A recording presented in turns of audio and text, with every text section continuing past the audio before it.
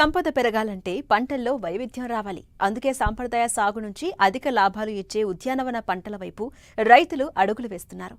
ఈ మార్పుకు మరింత ఊతమివ్వడానికి ప్రభుత్వాలు సబ్సిడీలతో రైతులకు అండగా నిలుస్తోంది.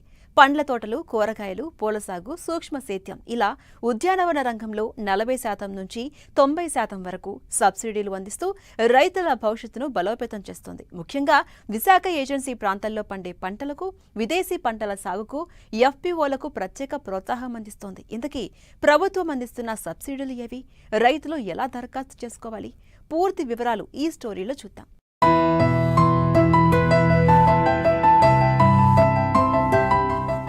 వ్యవసాయాన్ని లాభదాయకంగా మార్చడంలో ఉద్యానవన పంటలు కీలక పాత్ర పోషిస్తుంటాయి.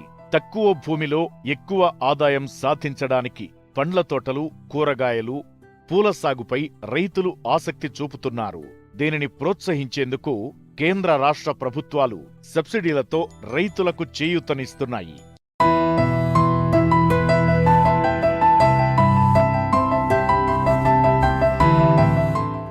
మామిడి, జామ, దానిమ్మ, అరటి, డ్రాగన్ ఫ్రూట్ వంటి పండ్ల తోటల ఏర్పాటుకు ప్రభుత్వం 40 నుంచి 75% వరకు సబ్సిడీ అందిస్తోంది.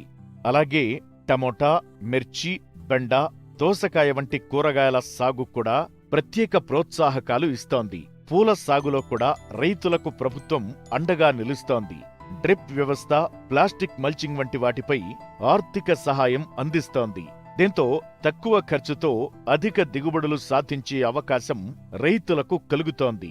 ముఖ్యంగా ఏజెన్సీ ప్రాంతాల్లో పండే పండ్ల తోటలు, విదేశీ కూరగాయ పంటల సాగుకు ప్రత్యేక ప్రోత్సాహకాలు అందిస్తున్నారు అధికారులు. అలాగే రైతు ఉత్పత్తిదారుల సంఘాలకు కోల్డ్ స్టోరేజ్లు, ప్రాసెసింగ్ యూనిట్లు, మార్కెటింగ్ సదుపాయాల కోసం ప్రత్యేక ఆర్థిక సహాయం అందిస్తున్నారు. ఆ వివరాలు పాడేరు ఉద్యాన శాఖ అధికారి ద్వారా తెలుసుకుందాం. నేను ఉద్యాన శాఖ అధికారిని పాడేరుగా ఉంటున్నాను. సో మన ఉద్యాన శాఖ నుంచి ఎంఏడిహెచ్, ఆర్కేవీవై, నేషనల్ బ్యాంబూ మిషన్ అనే స్కీమ్స్ ఉంటాయి. ఈ ఎంఏడిహెచ్ స్కీమ్ నుంచి మన ఏజెన్సీ జిల్లాల్లో ఎక్కువగా షూటబుల్ అయ్యే క్రాప్స్ ఏంటంటే avocado, lychee, dragon fruit, strawberry ఇలాంటి క్రాప్స్ అన్నీ కూడా మన ఏజెన్సీ ప్రాంతానికి షూటబుల్గా ఉంటాయి. సో వీటికి సంబంధించి ఎవరైనా రైతులు ఏరియా ఎక్స్పాన్షన్ అంటే విస్తరణ పథకం కింద ఎవరైనా రైతులు వేసుకున్నట్లయితే మేము దానికి మా డిపార్ట్మెంట్ నుంచి 40% రాయితీలు కూడా అందిస్తాము.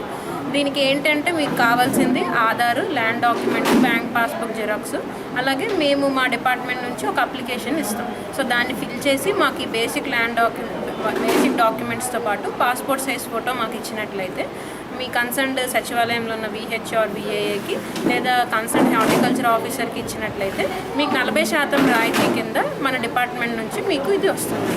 అలాగే ఎగ్జోటిక్ వెజిటేబుల్స్ కూడా మన ప్రాంతానికి ఎక్కువగా అనుకూలంగా ఉంటాయి. ఎగ్జోటిక్ వెజిటేబుల్స్ అంటే ఇప్పుడు చైనీస్ క్యాబేజ్ అని, బ్రకోలీ అని, రెడ్ క్యాబేజ్, రెడ్ బెండి ఇలాంటివన్నీ కూడా మన వాతావరణంగా అనుకూలంగా ఉంటాయి.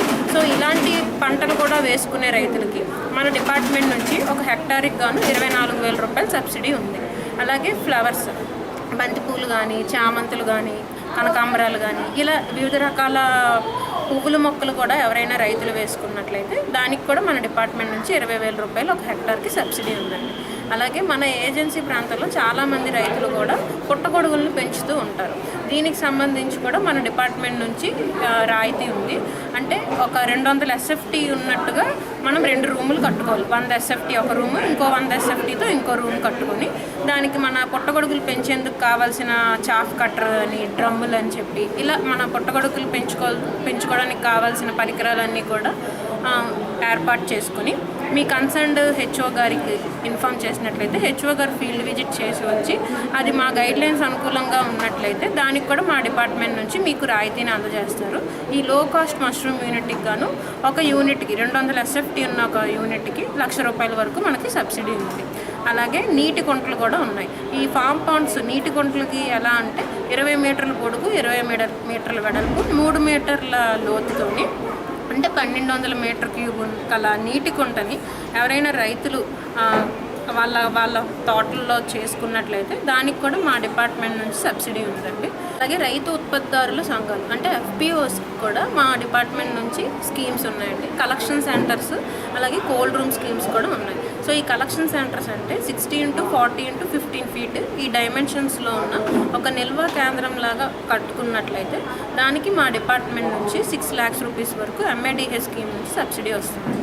అలాగే కోల్డ్ రూమ్ కూడా మా డిపార్ట్మెంట్ నుంచి 40% వరకు సబ్సిడీ ఉందన్నమాట. సో ఈ కోల్డ్ రూమ్స్ మనకి ఎక్కువగా ఎక్కడ ఉపయోగపడతాయంటే కూరగాయలు ఏమైనా నిల్వ చేసుకునేందుకు, ఫ్రూట్స్ అంటే పెరిషబుల్ ఫ్రూట్స్ ఏమైనా నిల్వ చేసుకునేందుకు వీటికి ఉపయోగపడుతూ ఉంటాయి.